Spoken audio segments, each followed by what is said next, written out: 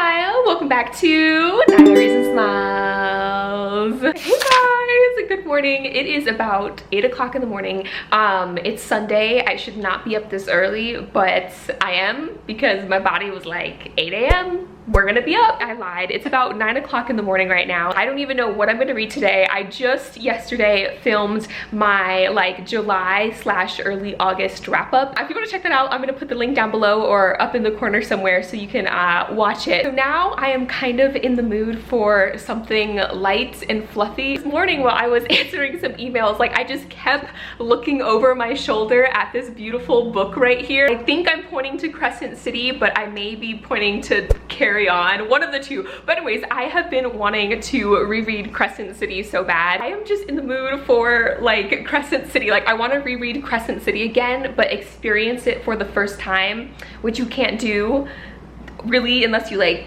were like one of those Men in Black guys and you could just like zap the memories out. I don't know what I want to read, and honestly you guys, I think it might just be an audiobook day. I have my TBR shelf over here, which okay, don't be mad. I just want to show you guys how well I've done at keeping my bookshelves organized. With that said,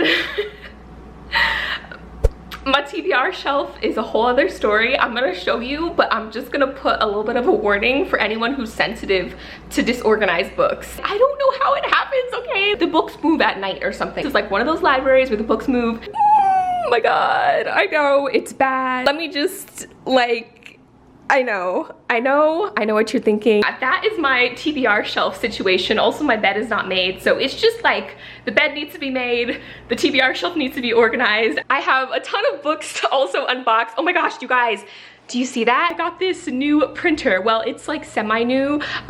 It was my dad's printer and it works about 60% of the time, like me during this pandemic. Morning, I'm so proud of myself. I did a little bit of journaling in my little journal, you guys. I don't know if I ever showed you this. I got this journal from Daiso and it's so cute and I've hardly used it. I'm trying to journal regularly, just like a few sentences at least, like in the mornings. I did that today, which I'm really proud of. Checked off my to-do list. I am currently in Scribd trying to find something to listen to. This book here sounds super cute and just like it's gonna be cheesy and fun and like super romantic and cheesy, which is like what I'm feeling right now. It follows our main character named Chloe Brown, and she has, I guess, a like near-death experience, and after surviving, she kind of makes a bucket list of things to do. Let me find the synopsis real quick so you guys can see it here. Okay, yeah, here we go. Here's the synopsis. So yeah, Chloe Brown is a chronically ill computer geek with a goal, a plan, and a list. After almost but not quite dying, she's come up with 7 directives to help her get a life out of her house, ride a motorcycle, go camping, possibly sleep with someone. This is option number 1, and I think this is what I'm gonna go with. I really want to listen to Clap When You Land by Elizabeth Acevedo. I have not read With the Fire on High, so that's also on my saved list. Okay, this is another book that looks super cute. It's called Rogue Princess. This one's more of like a fantasy, I believe. No, don't play. Also, this really cute book called Take a Hint. It's about a girl who falls for the security guard. Okay, I was right. So she definitely falls for a big brooding security guard. Okay guys, so the decided book for today is Get a Life, Chloe Brown by Talia Hibbert. Look at this apple. This is a normal size apple. This is a sign of the times. I have read many a sci-fi books in my life. When plants and animals start mutating like this, like, it's a sign. I'm a freak bitch, handcuffs, leash, put him on his knees, give him something to believe in, but I'm looking for a beat. You're supposed to be listening to audiobooks.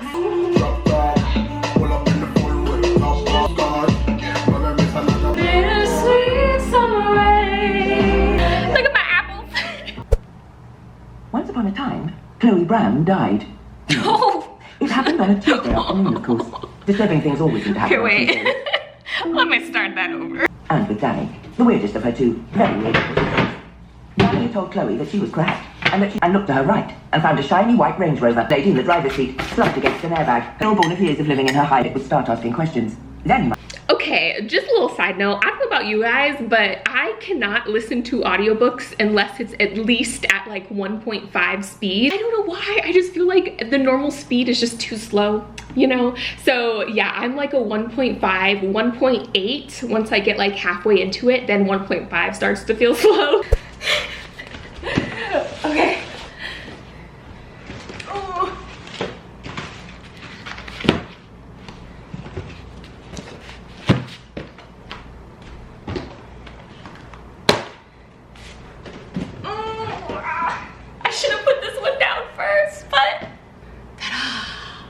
Skills.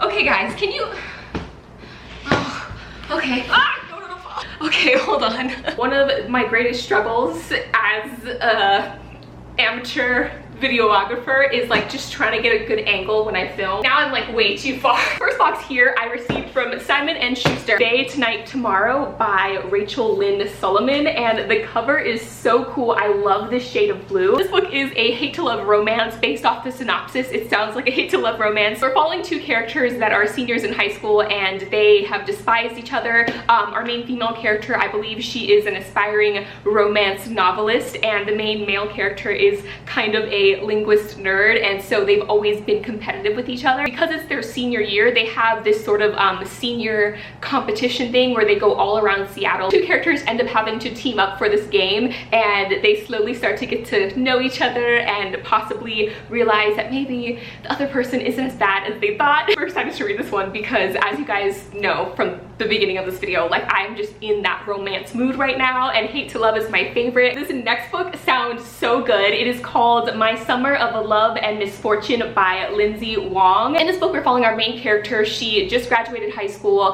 Her summer is not going as planned. She didn't get into any of the colleges she wanted to get into. She found out her boyfriend is cheating on her, and she kind of just doesn't really have a plan for life right now, which is okay. You shouldn't feel like you should have a plan after high school. Like, just trust me on that one. The main character in this book, she's Chinese American, and she's always felt pulled between those two sides of her. Parents, seeing that she really doesn't really have any plans for the summer, decide to send her on a trip to Beijing so that she can reconnect with her culture and her family.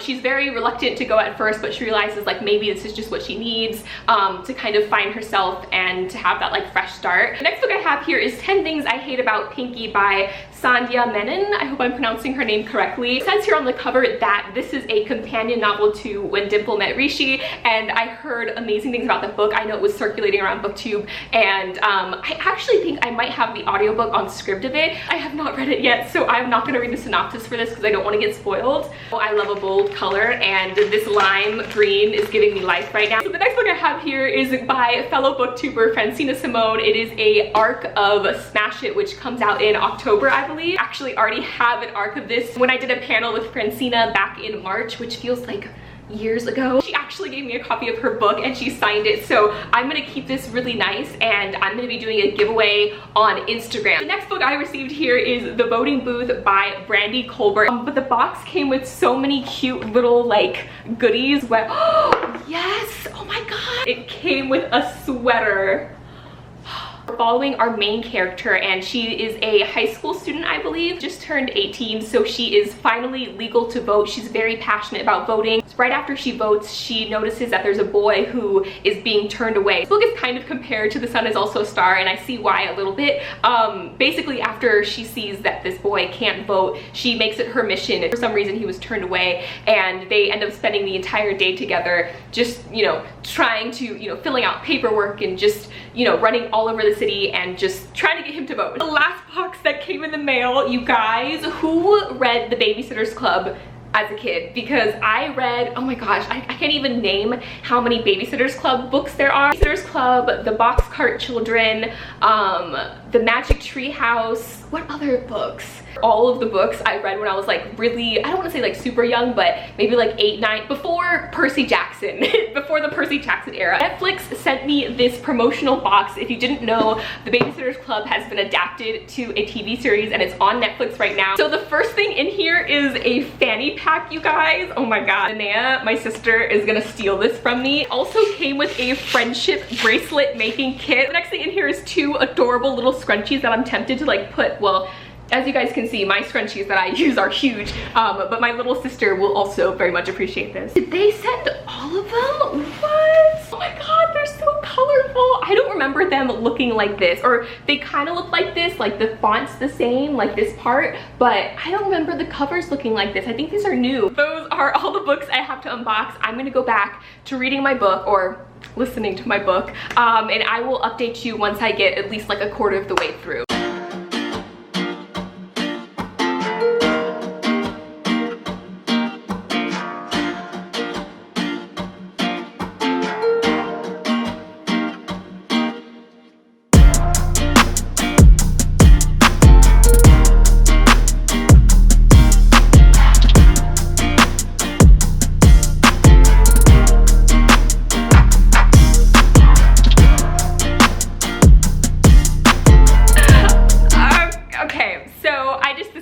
You know what, I'm just gonna make this its own video because I think what I want to do is actually just completely take everything off and like reorganize it from the beginning, and that's gonna take a lot longer than the 5 minutes I plan on spending just like kind of tidying it up. But I did tidy it up a little bit. Okay, there we go. Could have sworn she was blushing, probably because he'd been so obviously grateful for the slightest compliment. Feeling the need to explain, he said, "I haven't shown anyone my new stuff in a while." "I know," she said, then looked up with wide eyes and clapped her hand over her mouth. He arched an eyebrow, smiled at the oh shit expression on her face. "You know." Okay, so it is about 2:45 p.m. and I am halfway through the book. Like I said, I listened to it like basically almost at half the speed. Oh my god, you guys, I made such a good choice this morning when I decided to listen to this book. I have laughed so much listening to this. It feels like, oh my god, like how can I describe the humor in this book? Okay, let me just tell you like the synopsis first. In this book, our main character, her name is Chloe Brown. She is comes from a very wealthy family. She's a very organized person. She's someone, I would say that she's like an avid bullet journaler. She makes a list for everything. But yeah, she's a very organized person. She also has fibromyalgia, so she experiences chronic pain. Something as simple as like walking down a sidewalk can cause a flare-up for her. Been a big part of the book is her kind of showing her day-to-day life. Because of her growing up like pretty wealthy, and also due to her fibromyalgia, she's kind of stayed in a bit of a bubble. She hasn't really ventured out and done much in her life. So for some reason I kept imagining Chloe as a teenager, but like I think 3 chapters in we find out she's actually like 31. So yeah, I don't know if I said it was YA earlier, but it's not. It is definitely adult romance. Oh my god, you guys, it got so dirty so quick. That is Chloe. She's our main character, and she has a near-death experience. She almost gets hit by a car, and it really kind of puts her life in perspective and makes her think about all the things she's done, which she really hasn't done too much. Being someone who loves to create like wish lists and to-do lists, she makes a bucket list of things that she's going to do. For example, riding a motorcycle. Superintendent at the apartment, his name is Red, or Redford, but he goes by Red. Ooh. He's secretly an artist, and Chloe has been spying on him because like their apartments are near each other, so she can kind of like see into his apartment, he can see into her apartment, and they like kind of have this like flirtatious like I hate you but like also I'm secretly like watching you and like love you like kind of thing, but not in a creepy way. It is so good, you guys. Like I am just living my best life reading this right now. This is exactly the book I wanted and needed. It is not a YA contemporary. I would definitely say this is an adult romance. It got like super, I'm over here listening to it, just like typing an email on my computer, and then all of a sudden like all this stuff starts happening. Really funny, very steamy, and just a really fun, fluffy read. So I am halfway through it. I think I have about 5 hours left, which again, I'm listening to it on double the speed, so that's about 2.5 hours, 3 hours-ish. I have more books. They were hidden under my couch, which is why I missed them. Shout out to the North Texas Teen Book Festival. I mentioned in my last video that I recently did a panel with Angie Thomas and Nick Stone and Christina Hammonds-Reed and Kimberly Jones. It was like